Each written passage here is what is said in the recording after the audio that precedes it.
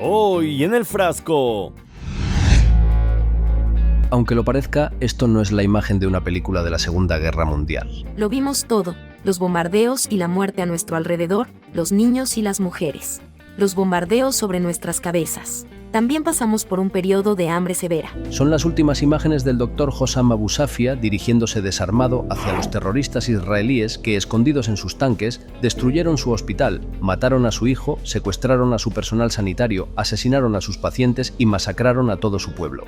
Exigieron que los que estaban disponibles salgan del hospital y quemaron vivos a las personas dentro, que no podían moverse. Han informado el envío de tanques robóticos israelíes. Ni siquiera tienen el coraje para luchar solos. Envían tanques robóticos que están descargando cargas explosivas alrededor del hospital. Y mientras, gran parte de los medios occidentales dan por buena la versión israelí que asegura que todos los detenidos son terroristas. El doctor no es un terrorista. Por Dios, estoy muy orgullosa de él. Lo hizo todo por el pueblo palestino. Según un detenido liberado, el doctor Hossam Abu Safia habría sido trasladado a la tristemente célebre prisión desde Teimán, donde los palestinos son torturados en masa. Algunas personas dicen que han secuestrado al doctor Hossam como un escudo humano. Otros dicen que ha sido golpeado y torturado por los israelíes. ¿Dónde está la comunidad internacional para proteger al doctor Abu Safia? ¿Dónde está la Organización Mundial de la Salud y las organizaciones de protección y preservación de los derechos humanos? Además, hablaremos sobre el conflicto entre el gobierno de Milei y Venezuela con nuestro invitado del día. El frasco, un antídoto contra los que atacan a los médicos. ¿Qué tal? ¿Cómo están? Bienvenidos a un nuevo programa del Frasco, Medio Sin Cura, esta suerte de recipiente donde se dan cita las noticias de la semana, lo que se dice en las redes sociales y lo que supuestamente es la realidad internacional. Ya pasó más de una semana de la llegada de 2025, que fue recibido en Australia con su clásico show de fuegos artificiales, en China con su habitual despliegue de drones, mientras que en otros lugares también recurrieron a prácticas frecuentes. Un soldado israelí de la brigada Shivati celebra el Año Nuevo en una escena que incluye a decenas de palestinos maltratados y secuestrados en Jabalia. Imaginemos si en lugar de prisioneros palestinos se trataba de ucranianos y los soldados hubieran sido rusos. Portada en todos los medios del mundo, editoriales de indignación, etc. Pero no, nada. ¿Será que cuando se trata del régimen israelí hay que encubrirlo? El personal de la BBC revela el papel del editor en el encubrimiento de los crímenes de guerra israelíes en Gaza. La BBC está en una guerra civil por su cobertura de Israel y Palestina, y los periodistas allí están al límite debido a su indignación por lo que consideran propaganda sistemática a favor de Israel en la corporación. Según se informa, el editor de noticias Rafi Berg controla la cobertura en línea del genocidio en Gaza para garantizar que los crímenes israelíes sean diluidos o ignorados. Pero tan confiable que parecía la BBC, y eso que este editor luce como la persona más indicada para ese puesto, con un currículum realmente intachable. El editor de la BBC, que está en el centro del escándalo de parcialidad pro-Israel, solía trabajar literalmente para el Departamento de Estado de Estados Unidos. O sea que da igual si leemos un comunicado del gobierno de Estados Unidos o una noticia en un medio británico como la BBC. ¿Qué cosas? Falta que el tipo sea fanático de Netanyahu y cartón lleno. Se reveló que Rafi Berg no solo fue un empleado de la CIA, sino que también expresó su apoyo al primer ministro israelí Benjamín Netanyahu. Para ser más concreto, su inclinación hacia quien hoy tiene una orden de arresto por sus crímenes en Gaza se evidenció cuando mostró su alegría al ver que su libro Espías del Mar Rojo estaba en la biblioteca del carnicero de Tel Aviv. Emocionado de ver mi libro asomándose desde el estante mientras el primer ministro israelí felicita a Biden. Recuerde esto cada vez que lea algo de la BBC, que, oh casualidad, vean cómo tituló la invasión israelí al hospital Kamal Adwan en Gaza y el secuestro de su médico director Hossam Abu Safia. Israel evacúa a la fuerza uno de los últimos hospitales operativos en el norte de Gaza. Sí, se atrevieron a hablar de evacuación casi como si quienes bombardearon y destruyeron el hospital fueran un equipo de ayuda humanitaria, pero no, esa máscara se cayó hace rato. Son las últimas imágenes del doctor Hossam Abu Safia dirigiéndose desarmado hacia los terroristas israelíes que, escondidos en sus tanques, destruyeron su hospital, mataron a su hijo, secuestraron a su personal sanitario, asesinaron a sus pacientes y masacraron a todo su pueblo. Ahora usted pensará cómo hizo la prensa cómplice para amortiguar el impacto de lo que a todas luces es una violación flagrante al derecho internacional. Bueno, como de costumbre, poniéndose del lado del agresor y hablar de redada, operativo o arresto. El último hospital del norte de Gaza queda fuera de servicio tras una redada. Arrestan al director del hospital de Gaza y lo trasladan a un centro de detención militar israelí. Israel confirma el fin del operativo en Hospital de Gaza y que detuvo a su director. Claro, lo que se olvidan de mencionar esos medios es que ese supuesto operativo incluyó incendiar el hospital. Una foto del interior del hospital Kamal Adwan después de ser incendiado por las fuerzas de ocupación israelíes. Imágenes del momento en que los israelíes quemaron el hospital Kamal Adwan. Mientras tanto, le siguen diciendo al mundo que se defienden, eso sí, de lejos, porque para expulsar a los pacientes del hospital enviaron explosivos a través de vehículos manejados a distancia. Han estado informando el envío de tanques robóticos israelíes. Ni siquiera tienen el coraje para luchar solos. Envían tanques robóticos que están descargando cargas explosivas alrededor del hospital, explotándolas de forma remota, destruyendo al hospital, hiriendo y matando al personal y a los pacientes. La pregunta lógica entonces es, si con bombas obligaron al personal médico y a los pacientes a huir, ¿qué pasó con aquellos que no podían caminar? Vean lo que denuncia la comunicadora digital Ash Bae. Exigieron que los que estaban disponibles salgan del hospital y quemaron vivos a las personas dentro que no podían moverse. Y sí, quisieron justificar esa atrocidad. Ahora, ¿recuerdan cuando un soldado israelí dijo que los días de la semana eran milicianos de Hamás, o que el hueco de un ascensor era un túnel, o que hallaron armas justo detrás de un aparato de resonancia magnética? Bueno, tratan de subestimar al público aún más. Los soldados incautaron documentos y afirmaron que habían encontrado estas armas para demostrar que se trataba de un bastión de Hamás utilizado como escondite por los militantes. ¿Mágicamente encontraron armas en perfecto estado, todas brillantes e intactas? Al menos coloca algo creíble y más intenso que eso para justificar tu crimen. Se trata del género de propaganda sionista que se basa en colocar pruebas falsas en los hospitales y que estuvo de moda hace unos meses. Pero si parece que esto ya supera todo grado de ridiculez, esperen a ver cómo tratan de justificar la detención del director del hospital. La psicopropaganda en sus horas más desesperadas. Bien, primero que todo, hay varias fuentes abiertas que pueden confirmar fácilmente que el doctor Abu Safia es realmente un coronel de Hamás. Di eso de nuevo. El doctor Abu Safia es realmente un coronel de Hamás. Los propagandistas israelíes afirman que el doctor Hisham Abu Safia es un coronel de Hamás. Esto se debe a que, cuando se traduce la palabra árabe al inglés, significa coronel o capitán. Usaron estas traducciones como pretexto para calumniar y etiquetar al doctor Hisham como un coronel de Hamás. Bueno, con semejante nivel de manipulación no debería sorprender el caso de CNN, que para minimizar el impacto de una noticia realmente aberrante recurre a culpar al clima. 3 bebés palestinos mueren congelados en Gaza mientras se acerca el invierno. Probablemente hubiera ayudado tener una casa que no hubiera sido bombardeada. Cierto, la culpa es del invierno, no del líder terrorista supremacista étnico que destruyó las ciudades y la infraestructura que antes proporcionaban refugio, agua y mantenían calientes a los bebés. Benjamín Netanyahu es un terrorista. Y precisamente debido a los numerosos comentarios que pusieron en evidencia la complicidad de CNN con el régimen responsable, y mientras más bebés morían debido al accionar israelí, tuvieron que corregir el titular. 4 bebés mueren por hipotermia en Gaza mientras la guerra de Israel empuja a los palestinos a campamentos de tiendas de campaña. Lo increíble es que esos medios encubren al régimen israelí que más trabajadores de la prensa ha asesinado en 2024 en el mundo, según la Federación Internacional de Periodistas. Se ve que esos colegas no les importan mucho. Palestina ya es el mayor cementerio de periodistas de los últimos 5 años, según Reporteros Sin Fronteras. Pero no solo se trata de niños o periodistas, el régimen israelí también es el responsable de otro macabro récord y está relacionado a quienes intentan ayudar en situaciones tan críticas como las de Gaza. Un mortífero récord en 2024. La Oficina de las Naciones Unidas para la Coordinación de Asuntos Humanitarios compartió este viernes que 2024 fue el año en el que se han asesinado al mayor número de trabajadores humanitarios en el mundo, principalmente debido al conflicto en Gaza. Hay imágenes que estamos viendo que muestran justamente el momento en que un ataque israelí impacta a este grupo de miembros de la defensa civil libanesa en la ciudad de Tiro.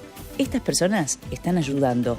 Para tener una idea, el ranking 2024 de la base de datos de seguridad para trabajadores humanitarios muestra en el tercer puesto a Ucrania y República Democrática del Congo con 11 asesinatos. En el segundo puesto a Sudán con 25.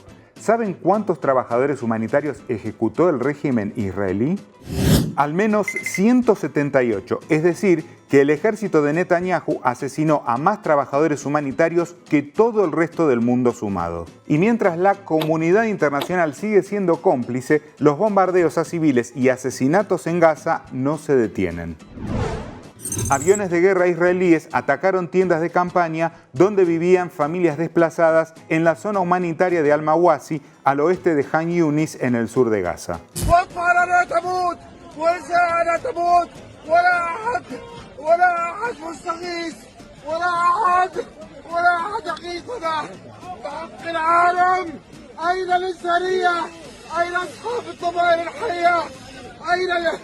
El silencio también es complicidad. Y mientras se sigue sintiendo impune, el régimen sionista apela a la devastación y al genocidio que causó en Gaza para amedrentar a otros pueblos. En la zona de Siria fronteriza con Israel, las tropas nos amenazaron con hacernos lo mismo que en Gaza. Los habitantes de los pueblos sirios cercanos a los ocupados altos del Golán, en los que ahora ha avanzado el ejército israelí, denuncian que los militares incluso disparan a la población. Las fuerzas de ocupación israelíes continúan sus ataques aéreos y sus acciones de invasión del territorio sirio.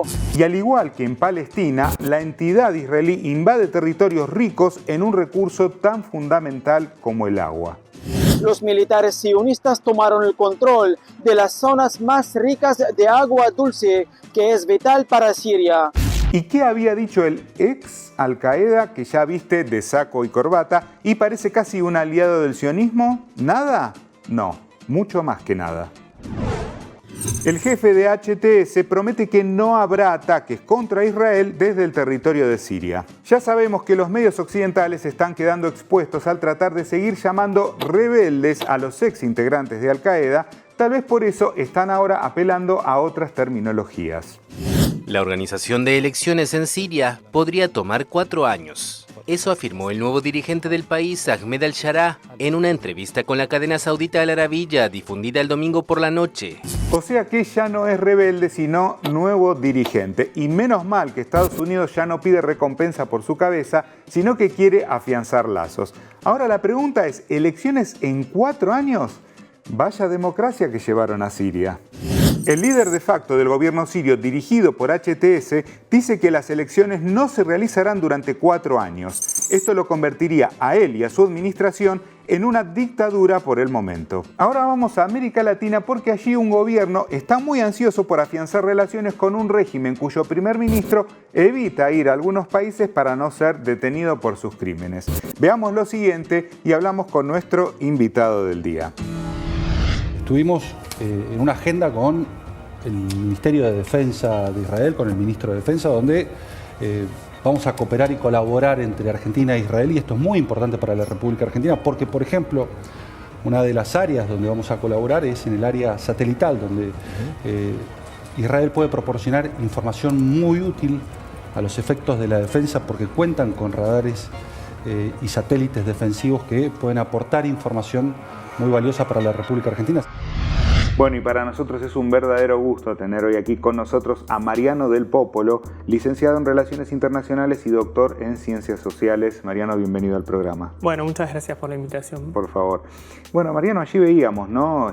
Lo que decía Petri. ¿No? ¿Cómo ves esta cuestión de que Milei está empecinado en establecer relaciones con el régimen israelí, que por cierto es un régimen que desconoce el legítimo derecho y reclamo de la soberanía argentina sobre las Islas Malvinas, ¿no? Bueno, en primer lugar, para el antecedente o el reclamo histórico argentino la verdad es que debilita el reclamo argentino en torno a la soberanía de las islas y los territorios adyacentes. Además, es fortalecer un vínculo, una relación con un Estado que está por fuera del derecho internacional, claramente no solo con una orden de arresto de la Corte Penal Internacional, sino numerosos documentos y resoluciones y publicaciones de distintos organismos de las Naciones Unidas que califican como genocidio lo que está haciendo Israel en Gaza y contra el pueblo palestino. Entonces, por un lado, yo creo que tiene muchas aristas, ¿no? Por un lado está la cuestión que mencionabas del reclamo histórico y cómo fortalecer esa relación, al igual que se fortalece la relación con el Reino Unido y el Reino Unido de Gran Bretaña y Irlanda del Norte, haciendo como esta idea de paraguas de soberanía o decir fortalecemos, profundizamos la relación, como si eso de hecho no estuviera fortaleciendo la posición británica en las islas ocupadas, debilita también nuestra soberanía científica y tecnológica, porque Israel siempre plantea un modelo de alianza que es muy similar al que plantea Estados Unidos, ¿no? Que es la transferencia de tecnología con un objetivo, digamos, de generar grados de dependencia, claro, y reducir los niveles de autonomía de ese país. No es que uno adquiere tecnología de Israel y de esa tecnología puede extraer conocimiento y a partir de ahí generar su propia tecnología, ¿no? Sino que uno se vuelve dependiente de esa tecnología. Y además que la tecnología, en el caso de Israel, suele venir acompañada de entrenamiento, ¿no? Claro. Cuando se trata de Fuerzas Armadas y Fuerzas de Seguridad. Y cuando hablamos de entrenamiento, hablamos de entrenamiento que también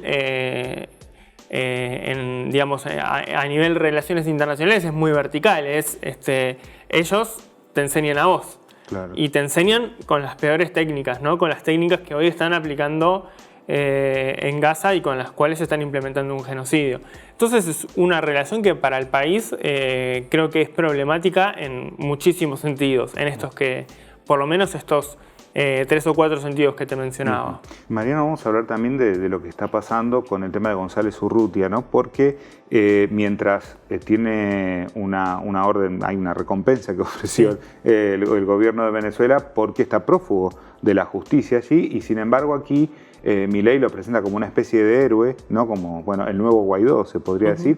¿Crees que esto, digamos, el objetivo final es profundizar la distancia y la crisis con el pueblo venezolano y con el gobierno? Sí. No es menor decir que los únicos países que González Urrutia visita son Argentina y Uruguay, y el caso de Uruguay lo recibe Lacalle Pou en retirada, ¿no? Claro.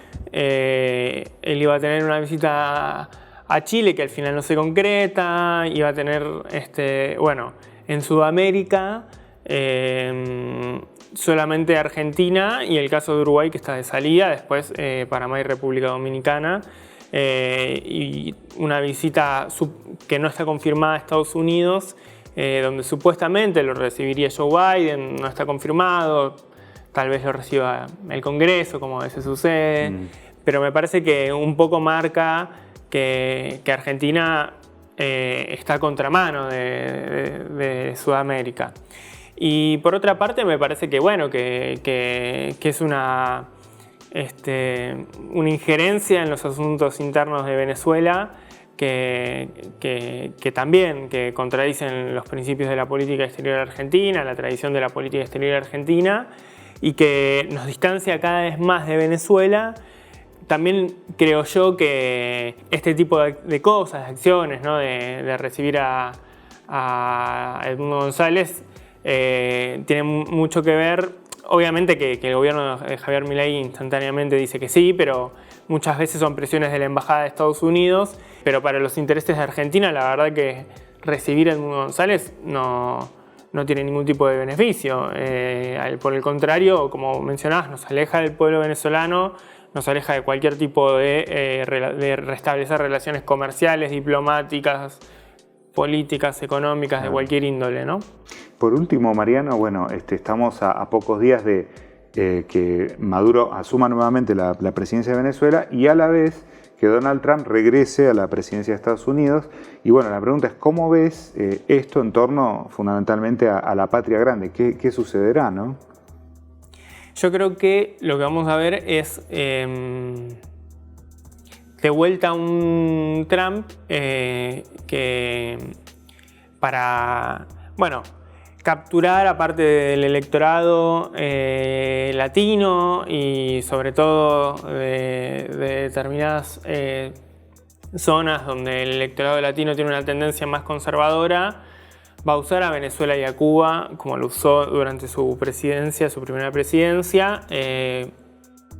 Va a recrudecer el bloqueo, yo creo que vamos hacia ese escenario, me parece que Venezuela lo sabe, que la flexibilización de las medidas que hubo durante el gobierno de Biden, un poco también por necesidad económica, ¿no? Porque hay un sector de la economía estadounidense que históricamente fue muy dependiente del petróleo venezolano, entonces como la intención de no perjudicar tanto ese sector de la economía, bueno, en ese marco se flexibilizó un poco el bloqueo. Bueno, ahora vamos a un recrudecimiento de ese bloqueo y a intentar, el famoso divide y reinarás en la patria grande, ¿no?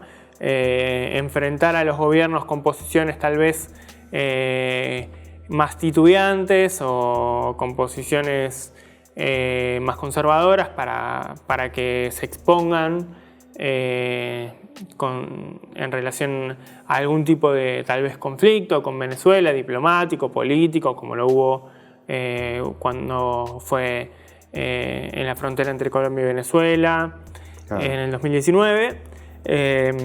Y bueno, que eventualmente lleve a que los países de la región tengan que, por presión de Estados Unidos, posicionarse. Y ahí yo creo que si tengo que hacer un pronóstico, creo que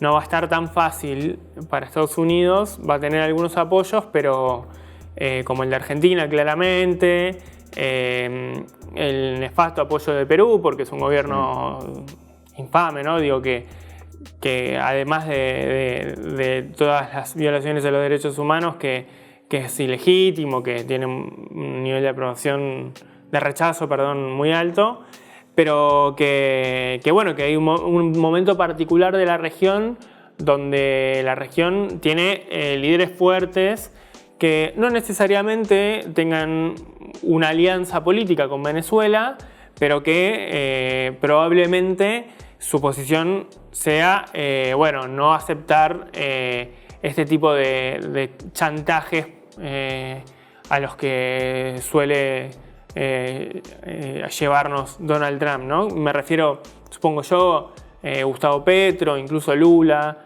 que tal vez tenían como posiciones más de negociación. Bueno, ante la posición probable que asuma Trump de bloqueo, de romper relaciones, etc., yo creo que va a enfrentar más resistencias en la región. Mariano, muchísimas gracias por haber estado aquí en el programa. Bueno, muchas gracias a ustedes por la invitación. Es un gusto para mí estar en Hispan TV y en El Fresco. Muchas gracias. Bueno, y nosotros, como siempre, nos vamos a un retro tweet, una frase del pasado que sí, por supuesto, nos va a hacer pensar en todo lo que vimos en el programa del día de hoy. Vean. Donde quiera que se ama el arte de la medicina, se ama también a la humanidad. Hipócrates, considerado el padre de la medicina occidental. Hace pocos años, en plena pandemia, la gente aplaudía al personal sanitario por una encomiable labor en tiempos de mucho sufrimiento. Hoy, un régimen bombardea hospitales, expulsa a los pacientes, incendia sus salas y secuestra a sus médicos. Y el mundo calla. ¿Cuál será el remedio para tanta indiferencia? No se olviden de dejar sus comentarios porque los vamos a estar leyendo y, por supuesto, denle like y no se olviden de activar la campanita para seguir recibiendo todas las novedades aquí en El Frasco, Medios sin Cura. El Frasco, Medios sin Cura.